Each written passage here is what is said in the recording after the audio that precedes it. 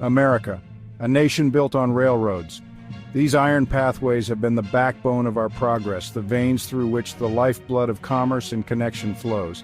From sea to shining sea, tracks connect us. They bridge vast distances, bringing together communities, cultures, and economies. But lately, these steel arteries have become veins of fear. The once reassuring rumble of a train has turned into a harbinger of dread. Derailments, a word that chills the soul. Towns shattered, lives lost. The devastation is immediate and profound. Families forever broken. The echoes of screeching metal haunt our dreams. The grief is palpable, the loss immeasurable. We've all seen the images. Billowing smoke, the sky darkened by tragedy, tangled wreckage, the air thick with the stench of chemicals. The aftermath is a toxic reminder of the fragility of our infrastructure.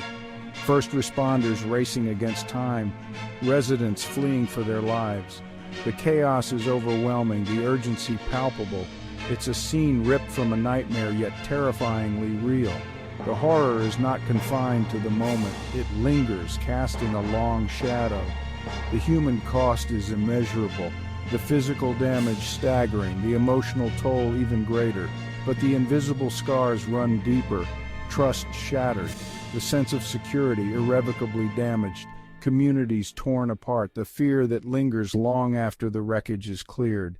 The psychological impact is profound and enduring. This isn't just about trains, it's about the fragility of life, the delicate balance that can be disrupted in an instant, the broken promises of safety, and the urgent need for answers. We must demand accountability and strive for a future where such tragedies are averted.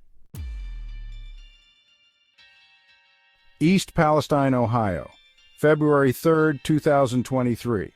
A small town known for its tight-knit community and serene landscapes, suddenly thrust into the national spotlight. A date etched in tragedy. A Norfolk Southern train, 150 cars long, carrying hazardous materials, jumps the tracks. The sheer magnitude of the derailment sends shockwaves through the town. A fiery inferno erupts, spewing toxic chemicals into the air. Panic grips the town. Flames light up the night sky, and the acrid smell of burning chemicals fills the air.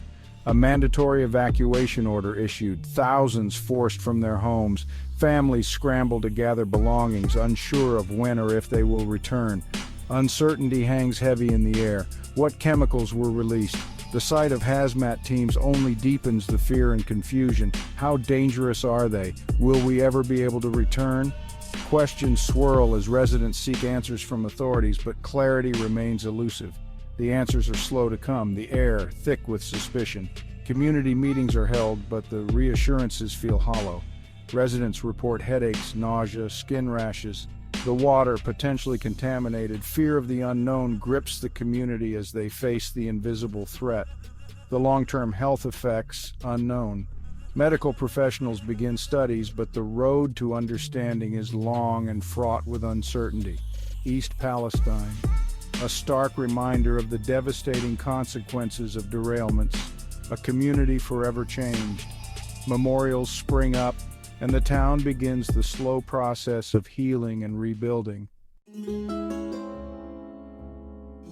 East Palestine may be the most recent, the most publicized, but it's far from the only one. Derailments plague America's railways, a silent epidemic claiming lives, destroying communities.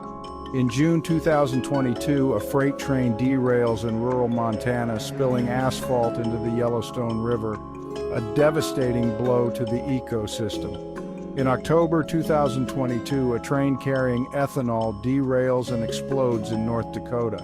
Thankfully, no casualties, but the potential for disaster palpable. These are just a few examples, a chilling reminder that derailments can happen anywhere, anytime. No community is immune. What causes these catastrophic events? How do trains, these behemoths of steel, go off the rails? The answers are complex, often a deadly cocktail of factors. Mechanical failures, a broken wheel, a faulty axle, a malfunctioning brake system. When these critical components fail, disaster is just a heartbeat away. Human error, fatigue, distraction, a lapse in judgment. In the high-pressure world of railroading, even a small mistake can have catastrophic consequences, and then there's the track itself. Thousands of miles of steel, often aging, neglected, inadequate inspections, deferred maintenance, a recipe for disaster. Section 5. The human factor, a lapse, a mistake, a tragedy. We often seek to blame the inanimate, the broken axle, the rusted track. These are the visible signs of failure, the tangible evidence we can point to. But behind every mechanical failure, every accident, there's often a human story. A story of decisions made under pressure, of moments of inattention, of fatigue and stress. The engineer working long hours, battling fatigue. He's been on the job for over 12 hours, his eyes heavy, his mind clouded.